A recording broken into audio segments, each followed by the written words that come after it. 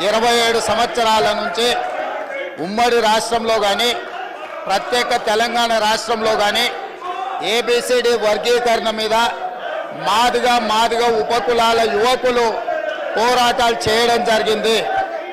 వారి పోరాటాల ఫలితం ఒకనాడు ఇదే శాసనసభలో మాదిగ ఉపకులాల వర్గీకరణ కోసం వాయిదా తీర్మానం ఇస్తే నాతో పాటు ఆనాటి శాసనసభ్యుడు సంపత్ కుమార్ను కూడా ఈ సభ నుంచి బహిష్కరించడం జరిగింది. గత ప్రభుత్వం ఏబిసిడి వర్గీకరణ మీద కేంద్రానికి ప్రధానమంత్రికి విజ్ఞప్తి చేయడానికి అఖిల పక్షాన్ని తీసుకెళ్తామని చెప్పి తీసుకుపోకుండా మాదిగ సోదరులను మోసం చేయడం జరిగింది.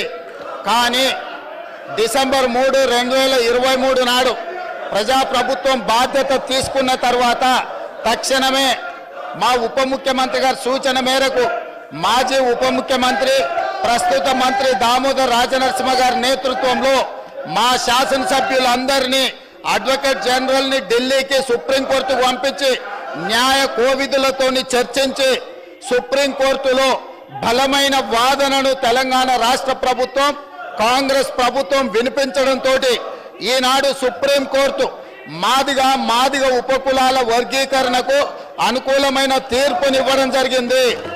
నేను మనస్ఫూర్తిగా సుప్రీంకోర్టు కాన్స్టిట్యూషనల్ బెంచ్కు రాజ్యాంగ ధర్మాసనానికి మనస్ఫూర్తిగా కృతజ్ఞతలు తెలియజేస్తున్నా.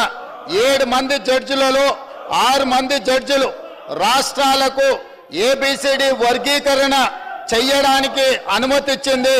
తెలంగాణ రాష్ట్ర ప్రభుత్వం తరఫున నేను స్పష్టమైన ప్రకటన చేస్తున్నా, దేశంలోనే అందరికంటే ముందు బాగానే నిలబడి తెలంగాణ రాష్ట్ర ప్రభుత్వం ఏబిసిడి వర్గీకరణ అమలు చేసే బాధ్యత మా మిత్రులు మా మంత్రివర్గ సహచరులు మేమందరం తీసుకుంటాం.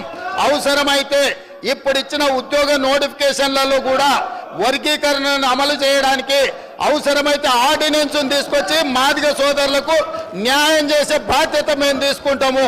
కాబట్టి ఈరోజు ఈ సభ అందరూ కూడా ఈ అంశం మీద ఏకాభిప్రాయానికి వచ్చి మాదిగ ఉపకులాల వర్గీకరణకు సంపూర్ణంగా సహకరించాల్సిందిగా రాష్ట్ర ప్రభుత్వం తరఫున నేను విజ్ఞప్తి